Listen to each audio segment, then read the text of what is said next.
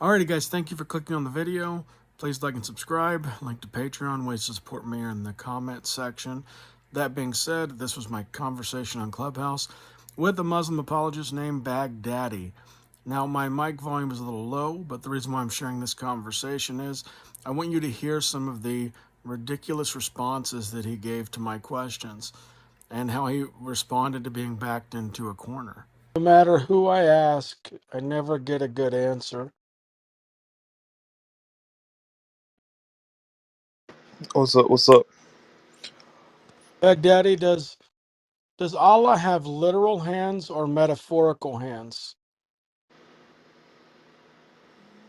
Um,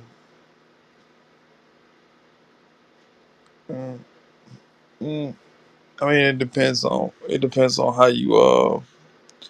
you see it. Uh, I mean, it's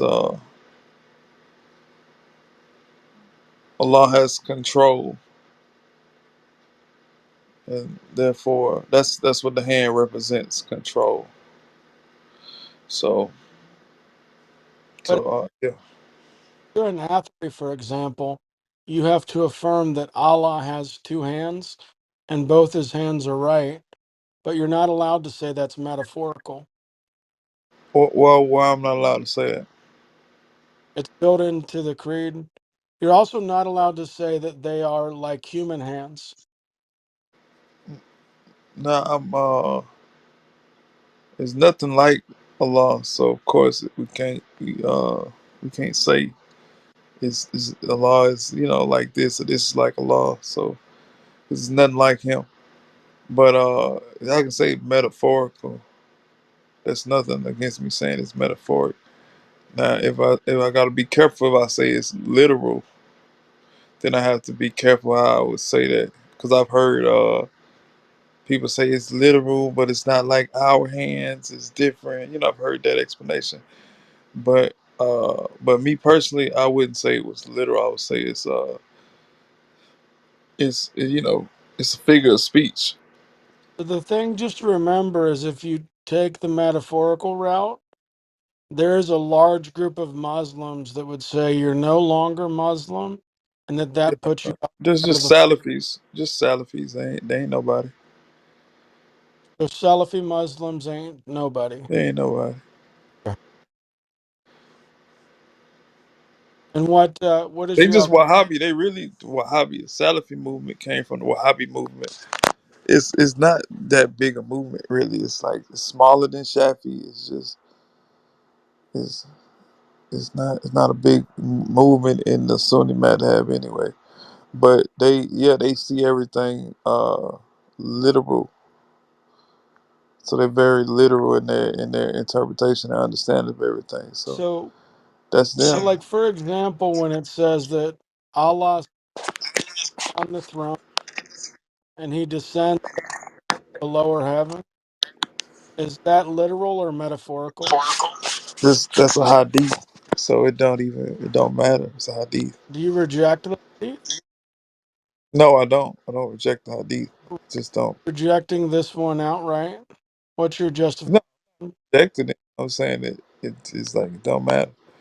It's probably a Abu Huraira hadith. But that's the Sunnah, the teachings of Muhammad, which are companion with the Quran to help you understand. You can't reject authentic Sahih Hadith as a Sunni Muslim. No, but uh that's Abu Huraira hadith though. What does that mean, and why is that a problem for you? I don't know. Look it up. Wait, you reject the father of cats? I mean Abu Huraira.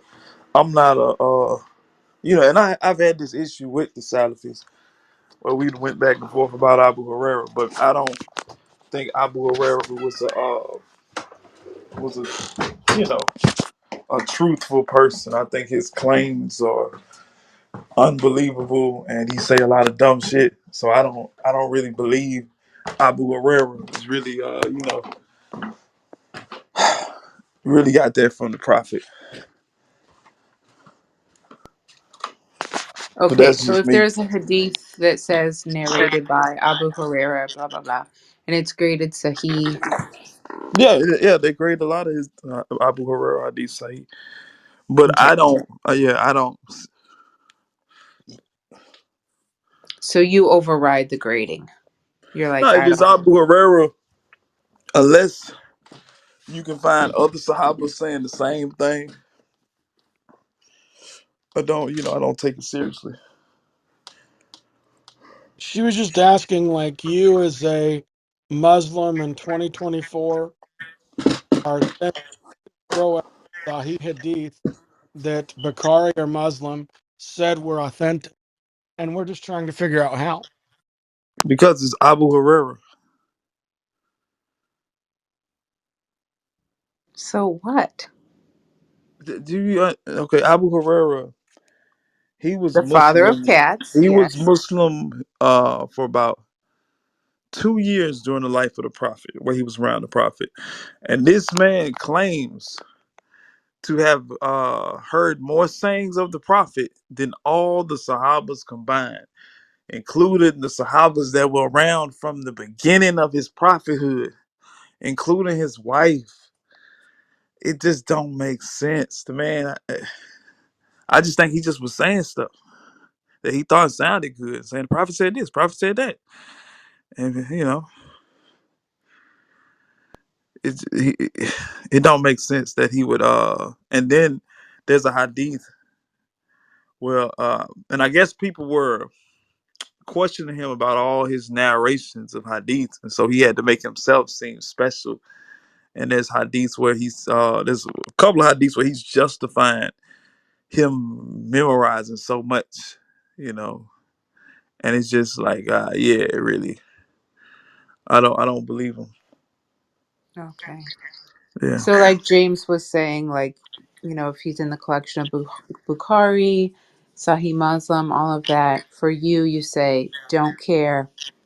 yeah, I just don't think care. this guy is a little bit, he knows Yeah. too much. He was too No, he close to the just he prophet. say a lot of dumb stuff too. It's like Yeah. it'd be dumb. Like he got one one hadith where he say and like the prophet didn't say that to nobody but your dumb ass. It just don't make sense. It's like, and you came around toward the end, the last 2 years of the prophet's life, and you claim that the prophet talked to you more than everybody else. So, are you That saying, just don't make for sense. example, that if we have a hadith where the prophet only revealed it to one person, even though it's Sahih, I should look to reject it? Yeah, because Sahih doesn't mean it's true. Sahih means the chain, and see the people saw him as trustworthy, and so the stuff that he said that had a isnad, a chain of narrators that repeated what he said, and if that chain is sound, then people believe, okay, this is so. Sahih just means it's been truly narrated. It doesn't mean it just means it don't mean what was said was true. Because if the first person that people believed and trusted, if they said something wrong, and then the chain is unbroken from it being passed down, that don't mean it's true.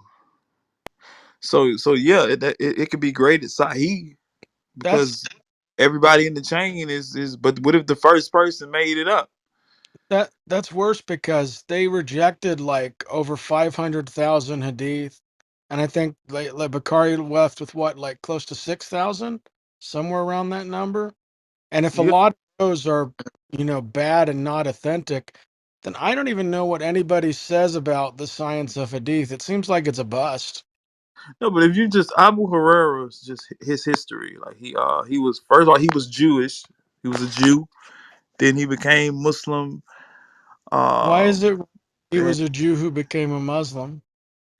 because you can't trust them Jews now, and so he was a Jew who became Muslim sometime after the Trust Jewish incident, people. the Any incident in Kaibar. But why then he can't was you why can't you trust Jewish people?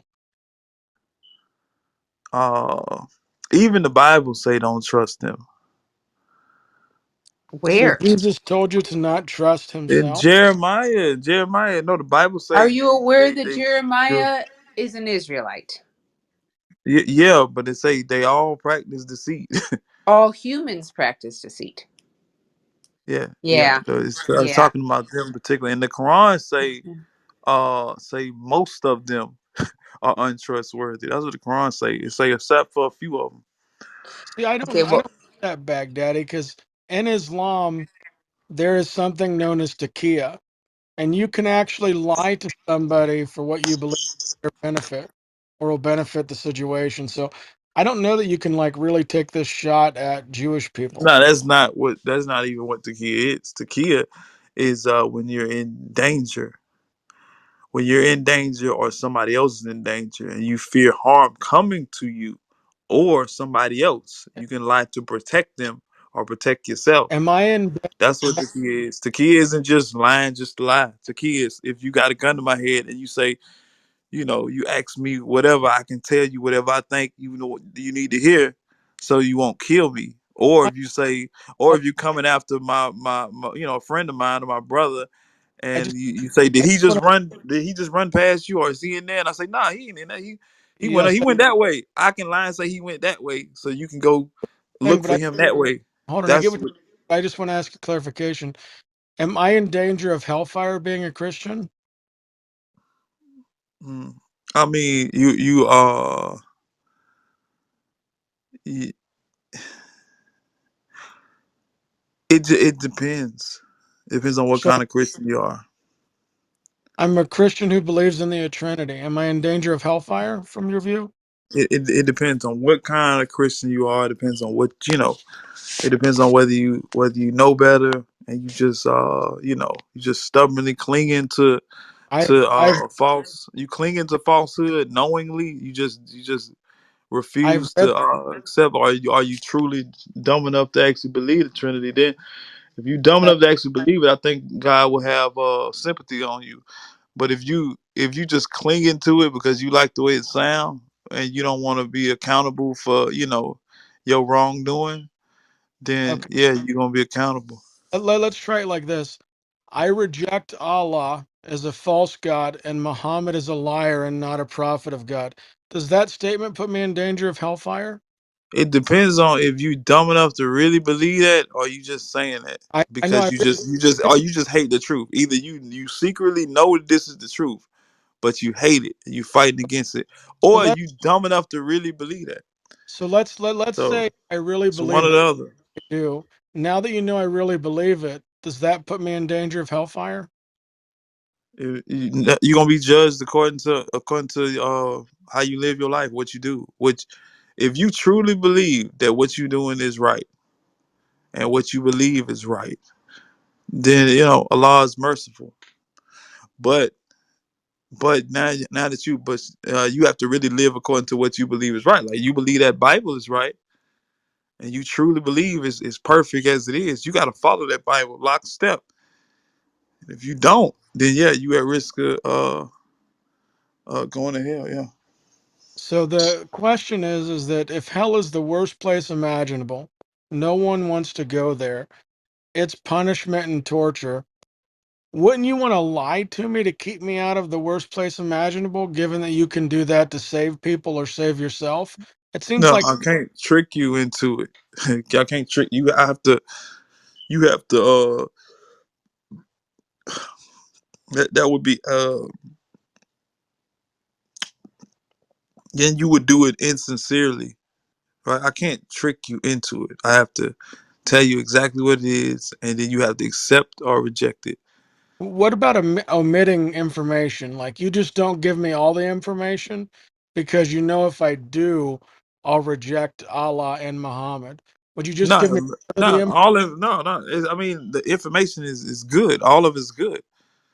It's the even though you truth. know that giving me all that is going to cause me to reject How could giving you? I mean, look at all the people converting to Islam. They convert to Islam the more they learn about Islam. Giving actually, you more information about Islam is gonna make you convert quicker. that's more birth rates. There's hundreds of thousands of people leaving Islam every year, It's not and true. converts who convert, typically at least 60% of them leave within the 5 years of converting because they have That that's buyers. not true either. I mean, I know plenty You of people. go and just because you know plenty of people doesn't mean that this changes the Pew Research information that I'm giving you. Yeah, it's not factual. You're Trust me, I know people. I saying that know plenty of people who converted to Islam and went to the they flag. 20, 30 years in, they had kids, had families, and they Muslim. I just want to make sure. So you're saying that hundreds of thousands are not leaving Islam each year. No, I only know one person who was Muslim and stopped being Muslim, and it's What if I get you a the clip that? brother of my ex wife, her brother, and this is only because he was gay, and so he knew he couldn't be Muslim and be gay, so he became like a Buddhist or something because he wanted to be gay. That's the only person I know that was Muslim that left So I'm Islam. going to play you a clip. This is a couple of Muslim teachers online, and you can hear this. You can play anybody can make. 24% of Muslim youth are leaving Islam. 100,000 Muslims leave Islam every single year. Our youth are full of doubts. Our youth are full of doubts. 24% of Muslim youth are rejecting Allah, who's a false god, and Muhammad, who's a false prophet. Yeah, that's not happening for real. Islam is growing exponentially. It's 2 billion Muslims now in the world, and it was like 10, 15 years ago. It was 1 billion. So It's because of birth rates. That's not it, true. It's not 2 billion yeah, it's Muslims. 2 billion. It's 2 billion It's Muslims. not 2 billion. The most let's see. Let me show you.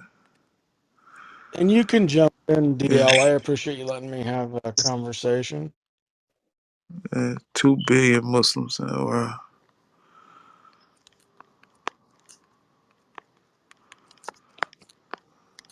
And this is probably an understatement.